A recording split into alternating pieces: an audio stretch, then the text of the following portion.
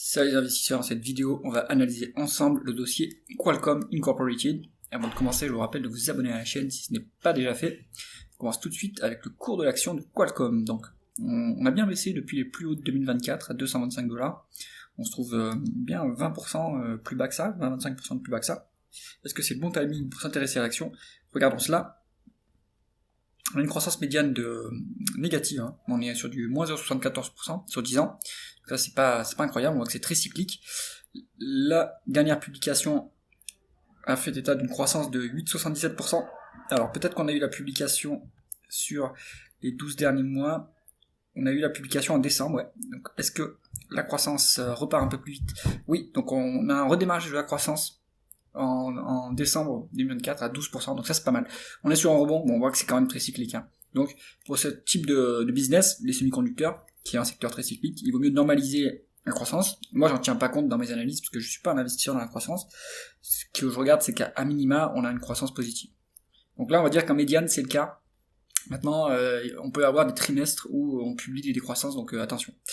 L'entreprise fait des acquisitions, elle a fait pour 13 milliards d'acquisitions sur la période étudiée, donc ça a permis de booster la croissance, c'est un consolidateur du marché. C'est bien parce que la croissance organique est peut-être faible sur certains trimestres, et après il faut que les acquisitions se passent bien, évidemment. On continue avec les taux de marge. On est sur un taux de marge brut qui est en baisse, donc ça c'est moins bien. Depuis 2022, le taux de marge brut est en baisse. Alors, en absolu, il est quand même assez élevé, à 56%. Maintenant, pourquoi est-ce qu'on baisse? Est-ce qu'on subit un effet ciseau négatif? Et dans ce cas-là, ça affecte la marge brute. Donc là, on peut pas y faire grand-chose, sauf à essayer de monter les prix plus rapidement que les volumes de baisse. Mais le problème, c'est que c'est un secteur qui est cyclique et concurrentiel, très concurrentiel, donc du coup on peut pas augmenter les prix sans perdre beaucoup de parts de marché. Donc ça va être un problème, surtout que Qualcomm fait partie des leaders du marché, mais il n'est pas numéro 1 du marché, donc s'il monte trop les prix, eh bien il va perdre des parts de marché face à des concurrents qui vont lui prendre ses parts de marché. Donc ça c'est un problème.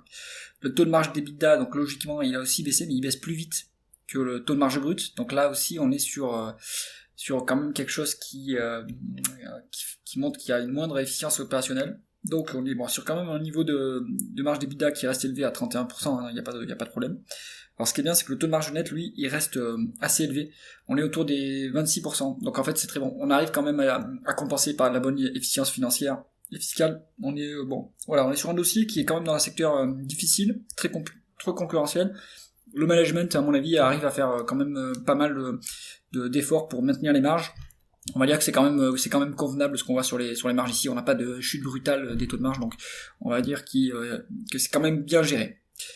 On continue sur la conversion des bénéfices nets en free cash flow.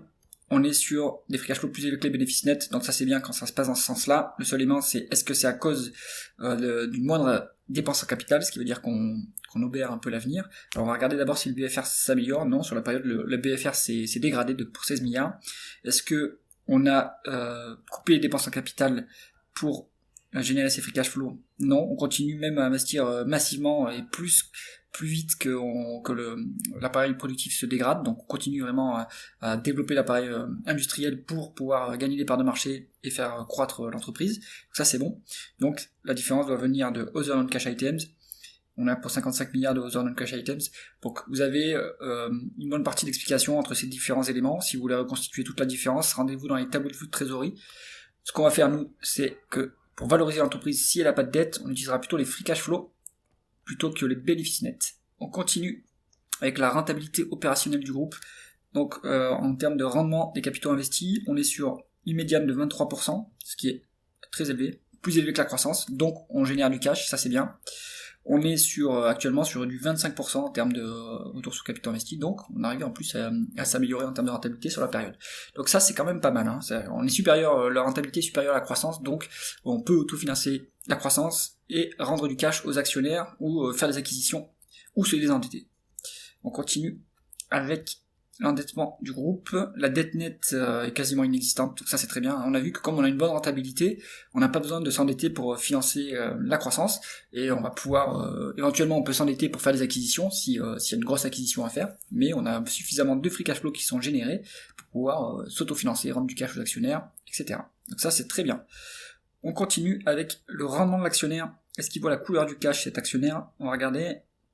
On est sur Un dividende de 3 milliards 730 millions qui est versé. Sur le market cap, si on a rendu à 200 millions, on doit être à peu près, on est sur à la louche, sur du 2% de rendement du dividende. On a largement de quoi l'augmenter ce dividende puisqu'on est à un quart des free cash flow, donc ça c'est excellent. On est il y a un peu de rachat d'actions, donc il y a eu une période de rachat d'actions assez massif.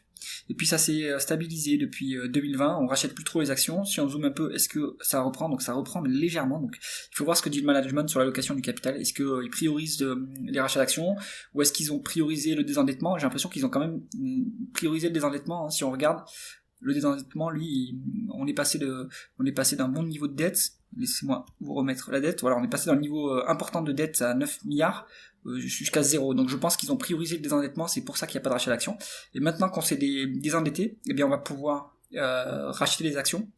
Alors il faut que ces rachats d'actions se fassent à une valorisation qui soit intéressante également. Si on paye trop cher ces rachats d'actions, c'est un peu dommage. On détruit de la valeur pour l'actionnaire.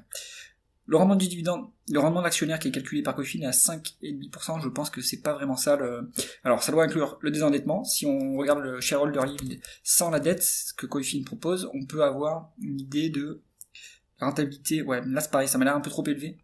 5% de rendement de l'actionnaire alors qu'on a un dividende qui est pas si élevé que ça, qui est peut-être à 2%. Je doute un peu de ce calcul. Bon, à prendre avec des pincettes. Continuons avec la valorisation. On a vu qu'il n'y a pas de dette, on a vu que les free cash flow sont plus élevés que les bénéfices nets, donc on se met en price to free cash flow. Ici, on est sur une décote, on a 14,8 en price to free cash flow contre une médiane de 18,5. Donc, marge de sécurité sur Qualcomm. Conclusion du dossier Qualcomm, je pense que en fait c'est peut-être un dossier qui est sous-estimé. En tout cas moi je le sous-estimais. J'avais entendu parler du dossier, mais comme ça opère dans un secteur qui est cyclique et comme c'est pas vraiment à mon avis un leader du marché, en tout cas dans le top 2 ou 3, je l'avais mis plutôt à l'écart. Mais en fait bon, évidemment c'est cyclique, mais bon il y a quand même en médiane de la croissance. Ça reprend un petit peu actuellement. On a une bonne génération de free cash flow. On a un rendement actionnaire qui est un peu intéressant et qui a largement de quoi augmenter, vu qu'on a un payout ratio qui est faible. Il y a un peu de rachat d'actions, enfin en tout cas le groupe s'est désendetté, donc ça va peut-être dire que les rachats d'actions vont reprendre. Donc conclusion du dossier Qualcomm, même à ce niveau de cours, à mon avis c'est un dossier qui se creuse pour voir si on peut rentrer dedans et si ça nous intéresse. Donc à mettre dans votre watchlist. Si vous avez aimé cette vidéo, mettez un pouce vers le haut et pensez à vous abonner à la chaîne. À bientôt.